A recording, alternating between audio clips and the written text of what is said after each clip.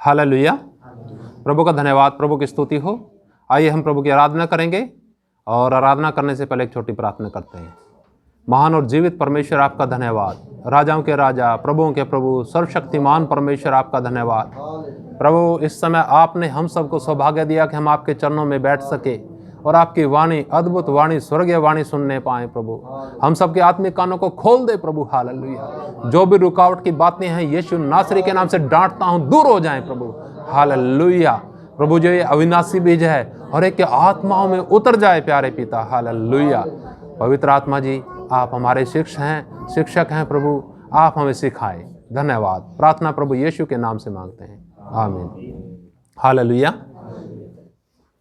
एक भजन गाते हैं।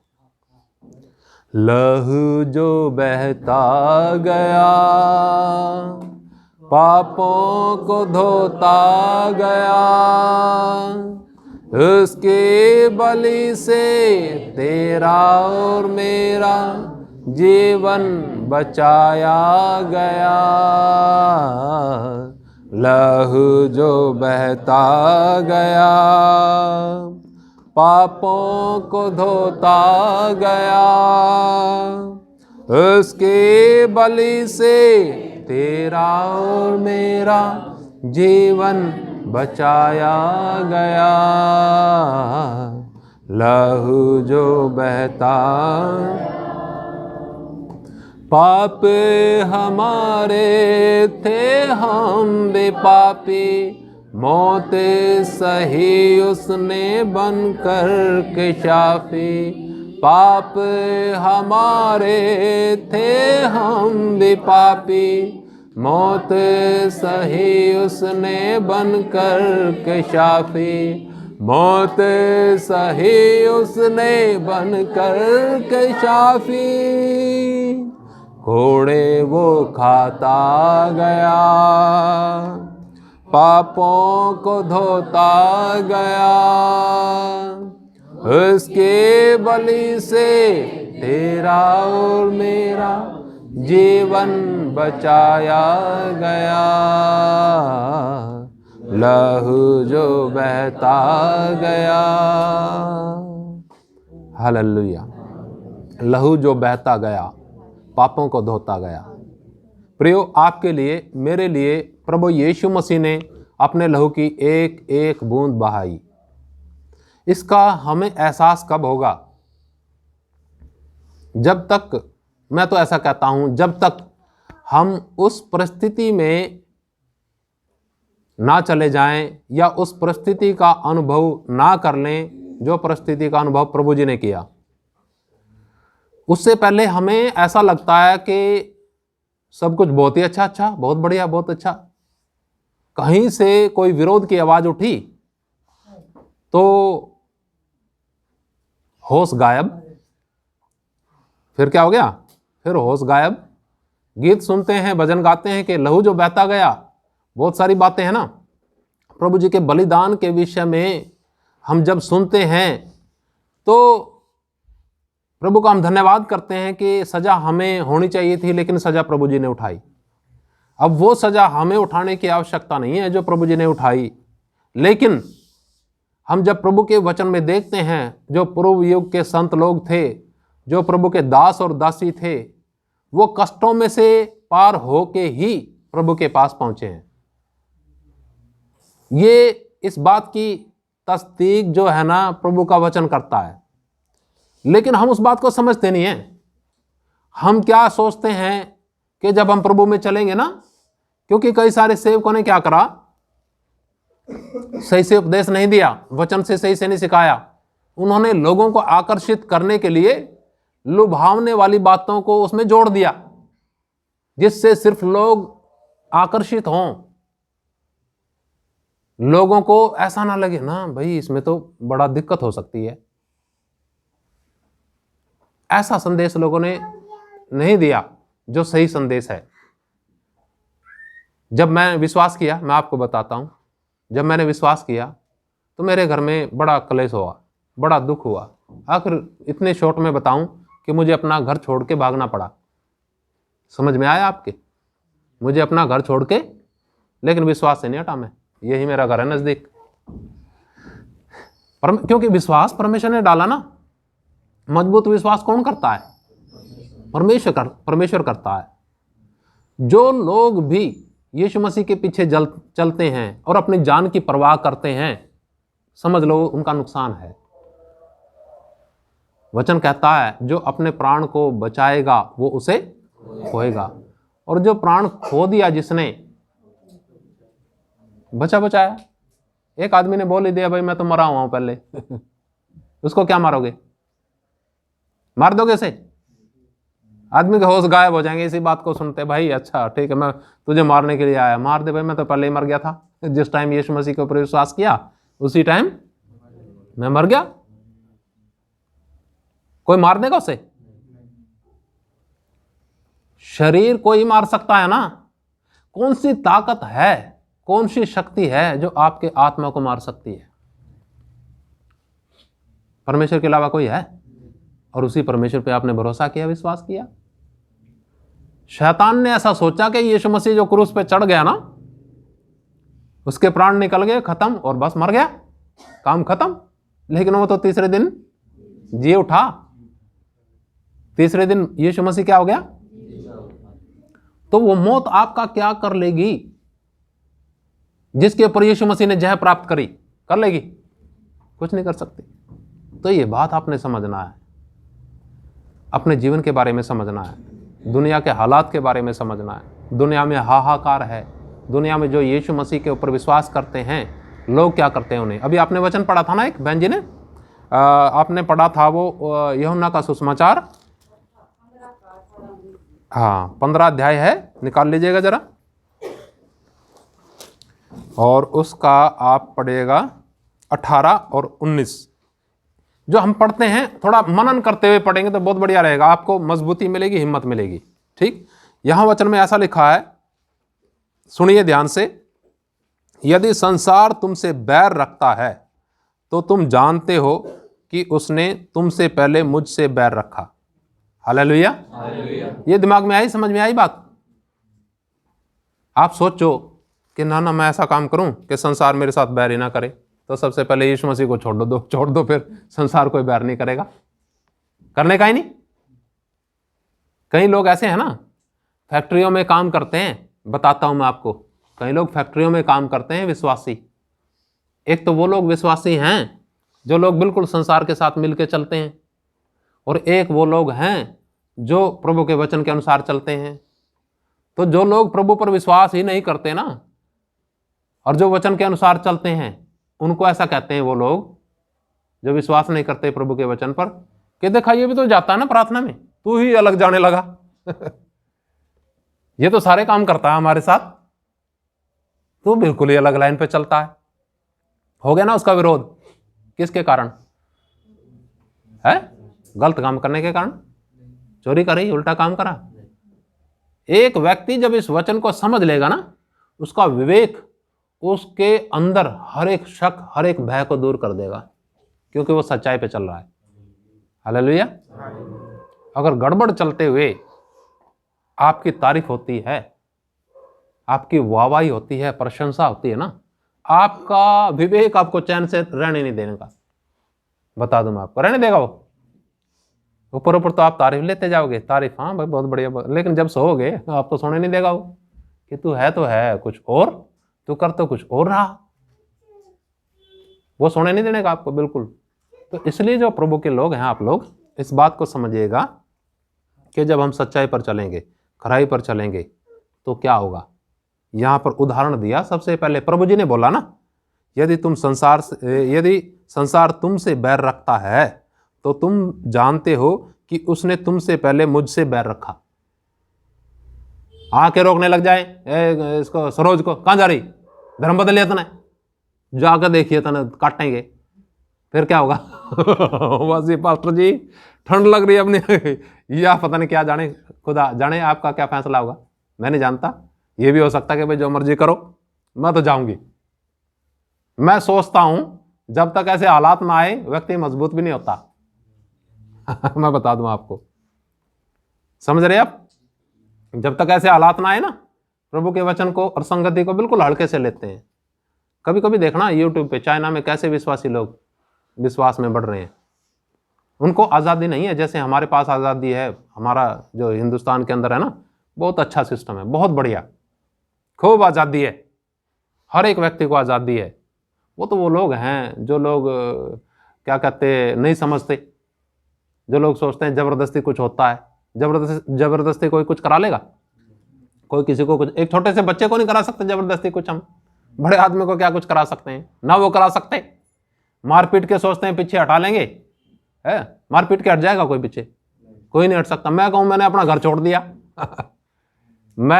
मेरे मारपीट या जो झगड़े हुए सब कुछ कि मसीह को छोड़ दे, मैं कहूँ मसीह नहीं छूटेगा, घर ही छोड़ दिया मैंने, छोटी उम्र में चला गया मैं। चल, जबरदस्ती नहीं होता कभी।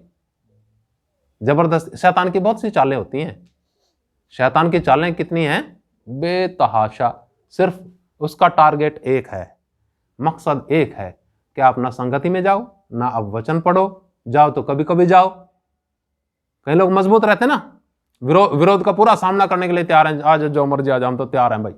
उन लोगों को फिर क्या करता है शैतान? थोड़ा सा सर्दी का डर। किसका डर?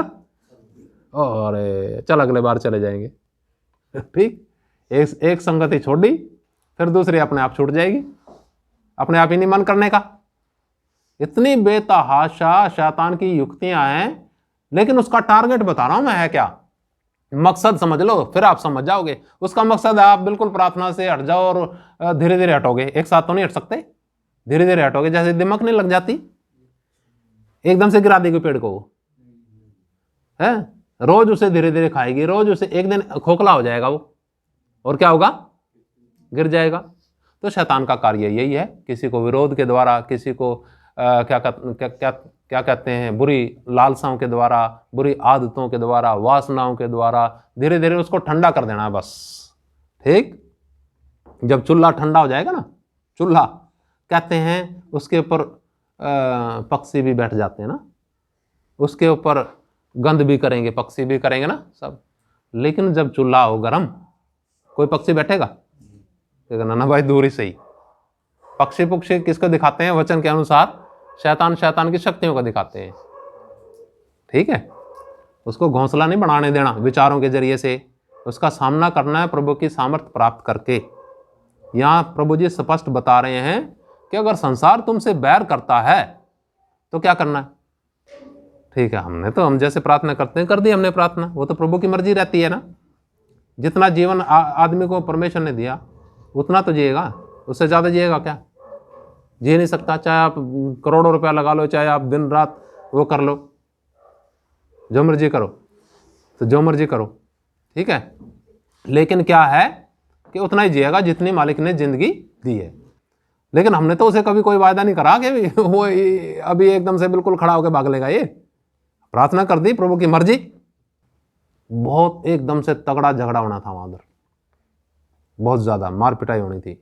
और तो शुक्र है मेरी पत्नी भी साथ में थी ना, तो अच्छा रहता है। जो महिलाएं होती है ना, वो ठीक रहता है साथ में। तो विरोध की बात बता रहा हूं मैं। विरोध कहीं भी कभी भी हो सकता है, लेकिन परमेश्वर ने, हमने गीत गाया ना, डरना नहीं चारों तरफ स्वर्गदूत हैं। परमेश्वर संभालते हैं, परमेश्वर रक्षा करते हैं।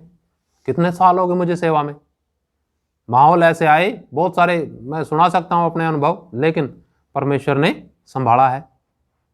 मान लो किसी के एक चमाट लग जाए, थप्पड़ लग जाए, किसके नाम से? यीशु के नाम से जाएगा प्रार्थना में, जाएगी प्रार्थना में, ले एक ले एक। फिर कैसा रहेगा? वो आशीष है या श्राप है? हाँ जी, वो आशीष का कारण है या श्राप का कारण? आशीष का कारण है। प्रभु ने आपके लिए, आपके पाप की कीमत चुकाने के लिए, मेरे पाप की कीमत चुकाने के लिए अपने लहू की एक एक बूंद बहाई। उस समय एहसास बढ़िया होगा, आपको समझ में आएगा कि हाँ वाकई प्रभु जी ने कितना मेरे लिए सहा। मैंने तो एक ही थप्पड़ सहा, मैंने तो कुछ भी नहीं सहा, मैं तो कुछ भी नहीं त्याग करा। परमेश्वर का वचन बता के, सुसमाचार सुना के, प्रार्थना करके क्या कोई गुनाह है? हिंदुस्तान का कानून तो कहता है पूरी आजादी है। हिंदुस्तान का कानून कहता है पूरी आजादी है। आर्टिकल 25 है, 25 आर्टिकल है संविधान में हिंदुस्तान के ना, कि जो जिसके ऊपर विश्वास करता है अपनी मर्जी से करे, और जो उसका प्रचार करता है अपनी मर्जी से करे, सबको छूट है, गलत काम करने की छूट नहीं है। तो जो सुसमाचार प्रचार करेगा कोई गलत काम नहीं है, लेकिन ये याद रखिएगा, जब हम सुसमाचार प्रचार छोड़ो, जब हम प्रभु के पीछे भी चलते हैं तो भी संसार हमारा विरोधी होता है। उसका कारण क्या है? उसका कारण क्या? क्योंकि प्रार्थना में जाने वाले लोग है ना, लाठी तो नहीं उठाते ना, कि लाठी उठा के अपना बजाना शुरू कर दिया, वो तो नहीं करते काम है। और लाठी उठा ली तो कोई ठहरेगा फिर यार निकल लो यहां से, तो आगे मुसीबत। ठीक है, तो कहीं ऐसे भी हैं, कई लोग ऐसे भी हैं कि आओ हमारी मर्जी भाई, हम करेंगे, तुमने क्या लेना। ठीक, तो खैर वो तरीका तो सही नहीं है। प्रभु के वचन का तरीका यहाँ पर बताया गया, जो हम पढ़ते हैं ना प्रभु के वचन में, यहाँ साफ लिखा है वचन के अंदर कि सुनो, प्रभु जी कहते हैं यदि संसार तुमसे बैर रखता है तो तुम जानते हो कि उसने तुमसे पहले मुझसे बैर रखा। ये समझ में आई? यीशु मसीह का विरोध हुआ था कि नहीं हुआ था? ये मालाएं डाली थी यीशु मसीह को, जब भी तो चढ़ाया इसको क्रूस पे। थोड़े प्रभु की वाणी सुनना है। दुनिया में तो सारे काम चलते रहते हैं, किसी ने आना किसी ने जाना, सब कुछ रहता है। आपने देखा है मेरी माता जब गुजर गई, आप लोगों को मालूम है ना, सुबह सुबह गुजरी थी इतवार को, लेकिन इधर प्रार्थना चली पूरी। प्रार्थना के बाद फिर हम सब मिले जुले। मैं जाके क्या कर लेता, सोचो आप, प्रार्थना कैंसिल करके इधर कि भाई मेरे माता गुजर गई, जाओ विश्वासी हो सारे अपने अपने घर जाओ, ये अच्छी बात है? वो तो जो थी उसके अंदर वो चली गई, शरीर पड़ा है, प्रार्थना कर लें उसके बाद नहीं बढ़ जाएगा काम, वैसे कर लिया हमने। तो एक समझदारी दी है प्रभु ने, बुद्धि दी है। जब हम शांत मनन से सोचते हैं चलते हैं तो परमेश्वर का आत्मा अपने आप ही गाइड करता है क्या करना है क्या नहीं करना, किसी को कहने की जरूरत नहीं पड़ती है। प्रभु का आत्मा आप लोगों के पास है, वो सारा वचन सिखाएगा, ही सारी चीज़ सिखाएगा, और वो हिम्मत भी देगा आपको हर एक विरोध का, क्रोध का, हर एक समस्याओं का सामना करने के लिए वो हिम्मत देता है। हम देखो कहाँ कहाँ जाके सुसमाचार सुनाते हैं, गांव गांव में, ऐसे ऐसे गांव में जाता हूं मैं जहां पूरा विरोध है, रहता रहे, लेकिन मैं अपनी पत्नी के साथ जाता हूं। लोगों को ऐसा लगता है भाई औरतों को क्या पीटना है, वो हाथ नहीं उठाते ना औरतों के ऊपर लोग, और ठीक ठाक कोई मेरे साथ ज़्यादा बोलता ही नहीं। कई बार बाल बच्चे भी होते हैं मेरे साथ ही, कोई प्रॉब्लम ही नहीं है, होता रहे जहाँ मर्जी, बात करें करते रहे। मेरा दूसरे टाइप का विरोध है, मेरा जो है ना, मेरा इतना विरोध है कि आप सुन नहीं सकते, समझ रहे ना, आप समझ नहीं सकते। मैंने बताया था ना पिछली बार, जीप खड़ी हो गई थी इधर आके उनकी डीसी ऑफिस से, बताया था ना, और थमा दिया मुझे लेटर। मेरे पास लेटरबाजी का है विरोध के होता जवाब। ठीक है, मैं कहा कोई बात नहीं जी, कब आऊँ? उन्होंने कहा उस टाइम आ जाना। मैं कहा ठीक है। सारी चीज़ सिस्टम से तैयार करके एक एक पॉइंट वाइज जवाब और उसके साथ प्रूफ दे आया। लो जी ठीक है जी, हम पहुंचा देंगे। ठीक, आम आदमी को चिट्ठी थमा दे उसके तो होश ही उड़ जाएंगे कि मारपीट हो जाती तो बढ़िया था, 2 मिनट में निबट जाता। लेकिन ये क्या है, ये तो चिट्ठी है? इसका जवाब तो सरकार में नीचे से लेकर ऊपर तक जाएगा। मेरा विरोध दूसरे टाइप का, मेरी समस्या दूसरे टाइप की है, कई लोगों की दूसरी रहती है, हर एक की अपनी अपनी समस्याएं हैं। लेकिन ये याद रखिएगा, जो प्रभु के पीछे चलते हैं उन्हें समस्याओं का सामना, घोर समस्याओं का सामना करना पड़ेगा, तब ही लोगों को जीवन मिलेगा। अब देखो, मैं आपको बताता हूं, जो माताओं बहनों ने हम सबको जन्म दिया ना दिया, हमें पता होगा दर्द का, या उन्हें पता होगा? बताओ, ये ऐसे हो गए बालक बच्चे हैं, ऐसे हो गए हैं? ऐसा नहीं है, बिना दर्द के, ऐसा लिखा, दुख के, कष्ट के कोई जन्म नहीं होता। ऐसा ही आत्मिक जन्म होना ना किसी का, आत्मिक, तो बिना कष्टों के हो ही नहीं सकता। हो सकता कभी? नहीं हो सकता। तो ये तो आदमी को नेचुरली समझना चाहिए ना। लेकिन एक जीवन, एक आत्मा की कीमत कितनी बड़ी है। शराबी आदमी तो सोचेगा कि सबके सब क्या हो जाएं, शराबी हो जाए। आपको कोई पूछेगा क्यों वहां प्रचार करते हो, क्यों, बहन जी से पूछेगा क्यों प्रचार करते हो, यही जवाब देना उनको, शराबी क्यों दूसरे लोगों के साथ बैठ के पीता है वो अफीमची क्यों 4-5 और इकट्ठे करके पीता है भाई, क्यों है? वो नहीं समझ में आती लोगों को, ये समझ में आती कि बैठ के प्रार्थना करवाती है लोगों को है। सोचो आप, शैतान ये सोचता है कि वो तो नरक में जा ही रहा है, क्यों ना 5 7 10 लोगों को और भी ले जाऊं, क्यों ना पूरी दुनिया को अपने साथ ले जाऊं। लेकिन परमेश्वर के लोग क्या सोचना चाहिए?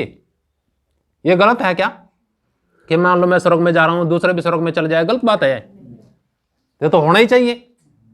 सीखो उनसे, देखो है, शैतानी लोगों से सीखो। देखो वो सोचते हैं कि भाई ले जाओ अपने साथ ही पिलाओ। अकेला कोई मुश्किल ही पीता होगा, मैं सोचता हूं 2 4 आदमियों को जरूर मजमा लगा के क्या करेगा वो, फिर पिएगा वो, कोई मुश्किल ही होगा अकेला।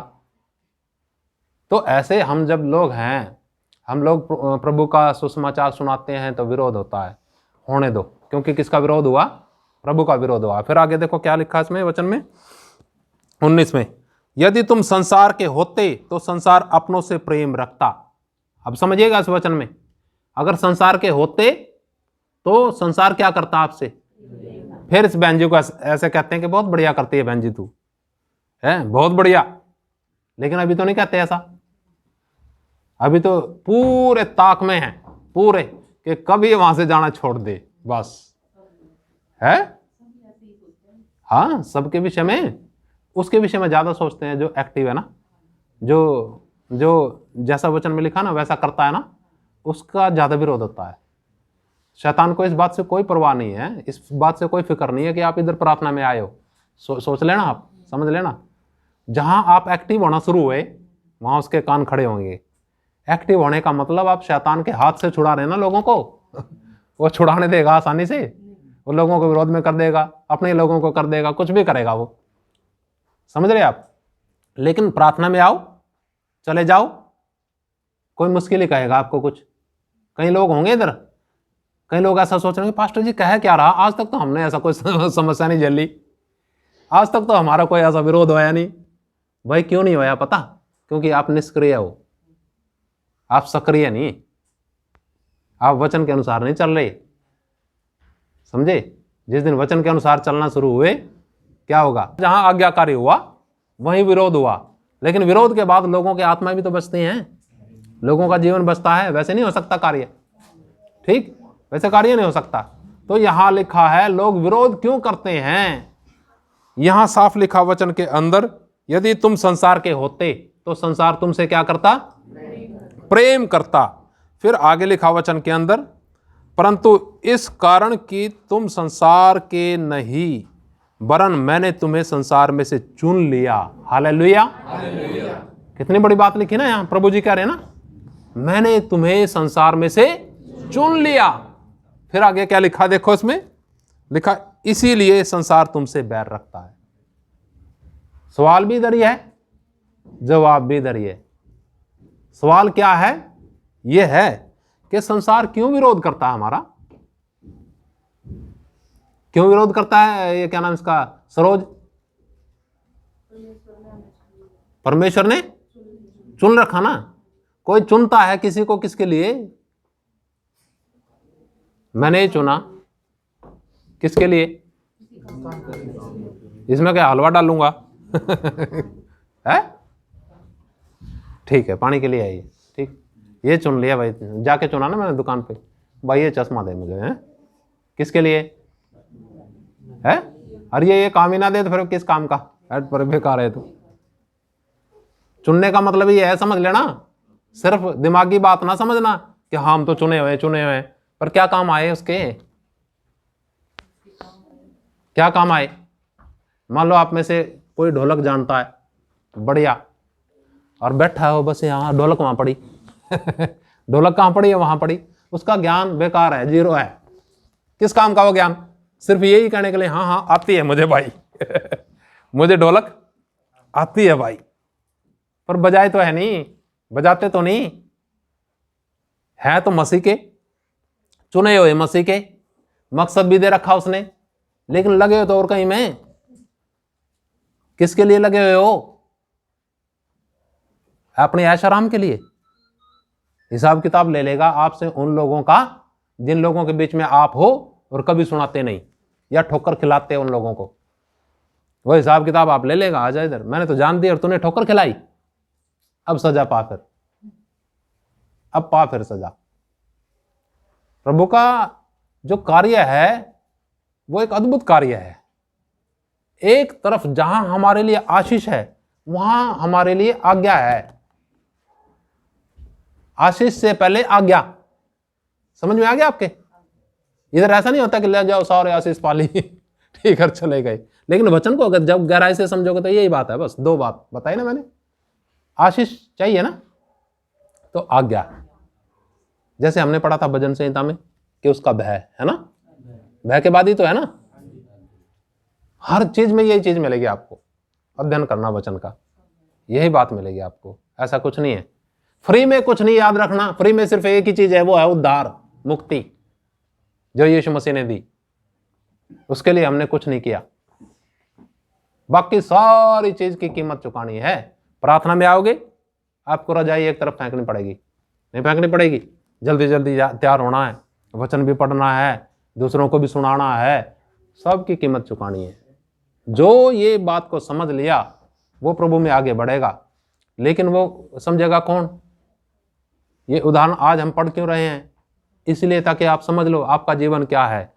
वचन में इस बात को समझ लिया आपने कि जो विरोध होता है उससे घबराना नहीं है, क्योंकि सबसे पहले विरोध किसका हुआ? यीशु मसीह का हुआ। और वो विरोध क्यों होता है? बैर क्यों करते हैं लोग हमसे? क्यों? किस कारण? बताओ। परमेश्वर, इसीलिए तो विरोध करते हैं, और कोई कारण थोड़ी है। शराबे थोड़ी पी रहे हैं, किसी को मारपीट थोड़े रहे हैं, सब बिल्कुल ढंग से चलने की कोशिश कर रहे हैं, फिर भी विरोध फिर भी विरोध। इसका कारण यही है क्योंकि यीशु मसीह ने हमें चुना हुआ है। और यीशु मसीह जब चुनेगा ना, फिर क्या करेगा? फिर निकाल लेगा आपको, विरोध में भी निकालेगा, सारी चीज़ों में निकालेगा, कष्टों में भी निकालेगा, समस्याओं में भी निकालेगा, और मजबूत करके फिर दूसरे के लिए इस्तेमाल करेगा, क्योंकि आप चुने हुए हो। हालेलुया। अब देखिए थोड़ा सा और वचन पढ़ के समाप्ति की तरफ जाएंगे। और यह है इब्रानियों 11 अध्याय। ठीक, इब्रानियों 11 अध्याय, और मैं कुछ पढ़ूंगा आपके लिए, और इसका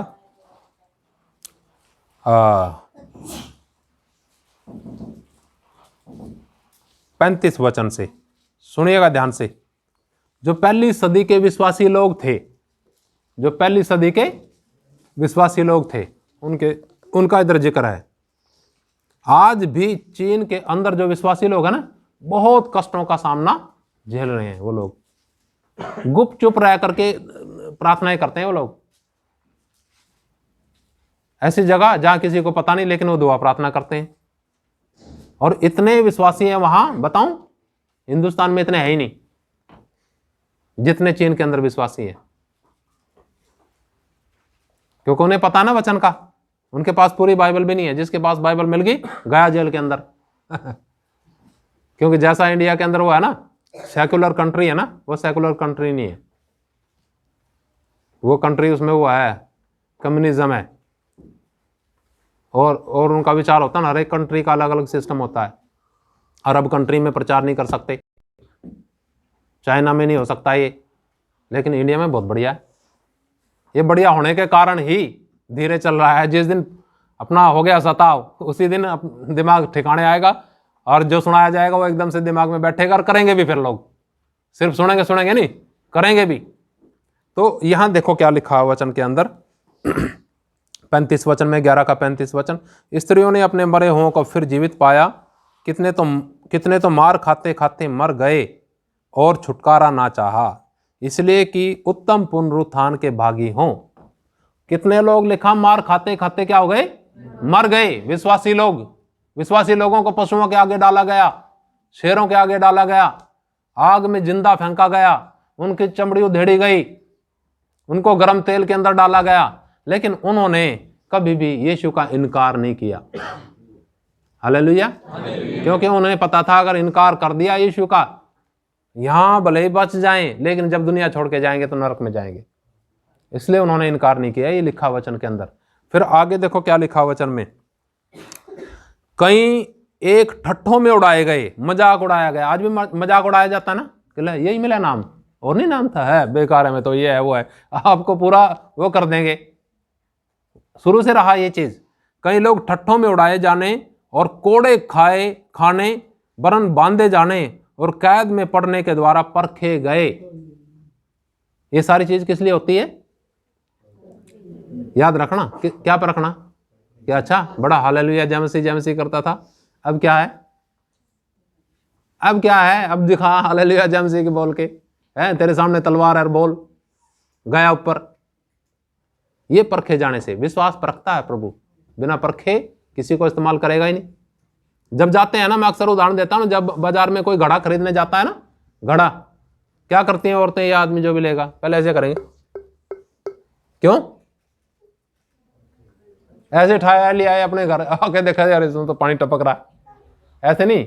जब आप इतना जांच परख के चीजें खरीदते हो तो वो नहीं जांचेगा परखेगा आपको, है? हर एक परिस्थिति में ले जाके, यहां मारपीट, दंगे, कोड़े, सारी चीजों में ले जाके प्रभु ने उन्हें परखा। लिखा कई लोग मारे जाने, मार खाने, कोड़े खाने जाने में के द्वारा परखे गए। परखा प्रभु ने।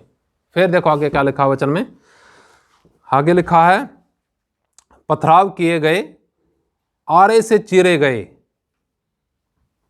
पथराव किए गए, आरे से चीरे गए, उनकी परीक्षा की गई, तलवार से मारे गए, वे कंगाली में और कलेशों में और दुख भोगते हुए भेड़ों और बकरियों के खाले ओढ़े हुए इधर उधर मारे मारे फिरे।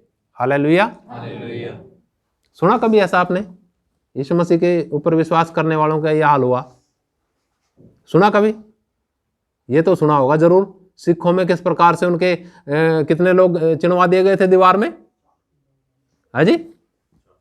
है बच्चे, दो बच्चे चिनवा दिए गए थे ना दीवार में। जब देखोगे आपके रोंगटे खड़े हो जाएंगे, उनके वीडियो मिलेंगे यूट्यूब पे, ठीक है? लेकिन ये तो देख लो यहाँ ये तो बहुत हजारों साल पहले की, उससे भी पहले की बात है ये, ठीक है? किस प्रकार से आरे से चीरे गए। कौन लोग? क्या कमी थी उनकी?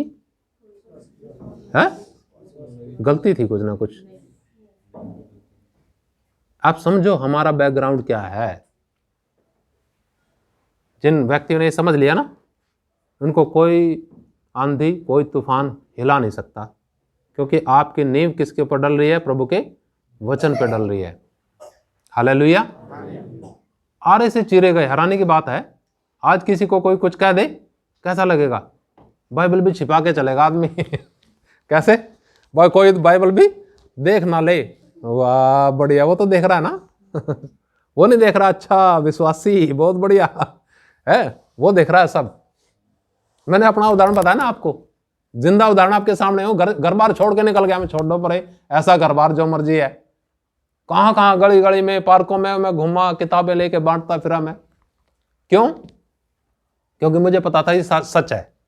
ये जो चीज हम कर रहे हैं ना, ये क्या सच है। शैतान का एक काम ये भी है कि आपको हमेशा गुमराही में रखना कि ना ये प्रचार हो ना, सच नहीं है ये कहानी किससे है। जहां आपको सच महसूस होना शुरू हो गया ना, आप कंपोगे कि अच्छा ये सच है। यही गड़बड़ डाल के रखता है शैतान, बता दूं मैं आपको। तो इसलिए शैतान के धोखे में कभी ना आना। ये झूठ नहीं है, बिल्कुल सच है, सच है, सच है, ठीक? तो वो लोग आरे से चीरे गए, ठीक? और आगे क्या लिखा? कंगाली में और कलेशों में और दुख भोगते हुए भेड़ों और बकरियों के खाले ओढ़े हुए इधर उधर मारे मारे फिरे, और जंगलों और पहाड़ों और गुफाओं में और पृथ्वी की दरारों में भटकते फिरे। संसार उनके योग्य ना था। हालेलुया। संसार क्या था? आज सोचते हैं हम अपने योग्य बना लें संसार को, क्या बना लें, फिर भी आपके योग्य नहीं बनेगा, ठीक? संसार उन लोगों के योग्य है ही नहीं जो लोग प्रभु पर विश्वास करते हैं। उनके लिए प्रभु ने एक दूसरी दुनिया बनाई। हालेलुया। जिसमें नहीं है कोई क्रोध, विरोध, फूट, विधर्म, मृत्यु, कुछ भी नहीं है उसमें। उसमें प्रभु है और प्रभु के लोग हैं और हमेशा तक निवास करेंगे। कितना अद्भुत बात, कितना अद्भुत वायदा प्रभु जी ने हमारे साथ किया। फिर भी हम क्या करते हैं? संसार के छोटे मोटे विरोध से दबक जाते हैं, जितने दबकेंगे उतना दबकाएगा शैतान, ठीक है। और जितने खुल के चलेंगे ना उतना दूर दूर हटेगा वो। आप जैसे कुत्ता है ना, कुत्ता एक भौंकने लग गया, आप थोड़ा सा भाग के देखना जरा, क्या करेगा वो है। और जो रुक के डांटोगे तो क्या करेगा, सिर्फ डांट ही दो, क्या करेगा वो। ऐसा ही है शैतान का भी काम, ठीक। भागो जितना भागो, भगाएगा वो पूरा ठीक। आप रुक गए, क्या आजा भाई मैं भी यहाँ हूं यीशु के नाम से। किसके नाम से, बस वो भी गायब। तो वो काम है। तो ये संसार हमारे योग्य नहीं है।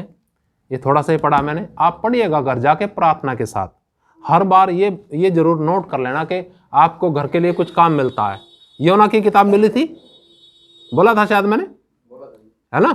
अच्छा सच बताना कितने लोगों ने पढ़ी। हाँ, देखो ये है मेरी शिक्षा का प्रभाव, है ना ठीक। कहते पास्टर जी की शिक्षा बहुत बढ़िया देता है शिक्षा, ये है प्रभाव, है ना। रह गया होमवर्क आपका, है कितने पेज होंगे उसके, 2 पेज है, 2 पेज, सिर्फ 2 पेज, 2-3 पेज होंगे शायद योना की किताब के, है ना। अब की बार थोड़ा सा और काम दे देता हूँ एक्स्ट्रा, वो भी पढ़ना आप, ठीक है। अलग अलग दिन पढ़ना, एक साथ ना पढ़ना, अलग अलग दिन पढ़ना, एक साथ ना पढ़ना। वो भी पढ़ना आप योना की किताब, और ये 11 अध्याय इब्रानियों का। कितना अध्याय, इब्रानियों का 11 अध्याय। बस ये दोनों आप घर करके आइएगा, प्रार्थना के साथ पढ़िएगा। वैसे नहीं जैसे हम किताबें पढ़ते हैं ना, जैसे मैंने बताया ना, रुकावट नहीं आनी चाहिए आपके पढ़ने में। जैसे सुनने में रुकावट आती है, पढ़ने में भी आ जाती है रुकावट ना, तो वो रुकावट नहीं आनी चाहिए। प्रार्थना के साथ आप पढ़िएगा। प्रभु आप सबको आशीष दे। आइए हम प्रार्थना करेंगे। महान जीवित परमेश्वर आपका धन्यवाद, राजाओं के राजा, प्रभुओं के प्रभु, सर्वशक्तिमान परमेश्वर, इस समय हम प्रार्थना करते हैं आपके बच्चों के लिए। प्रभु आपने इनकी कीमत चुकाई है प्रभु, और प्रभु जी आपका विरोध इस संसार के अंदर पहले हुआ प्रभु। हम जानते हैं जो हम सब हैं, हम सब का भी विरोध दुनिया करती है और करेगी, लेकिन प्रभु आपकी स्वर्गीय सामर्थ हमें हिम्मत प्रदान करती है प्रभु। हम आप में बढ़ते जाएं प्रभु, और प्रभु आपका सुसमाचार, आपकी योजना, आपका मकसद हम सब के जीवन में पूरा होने पाए।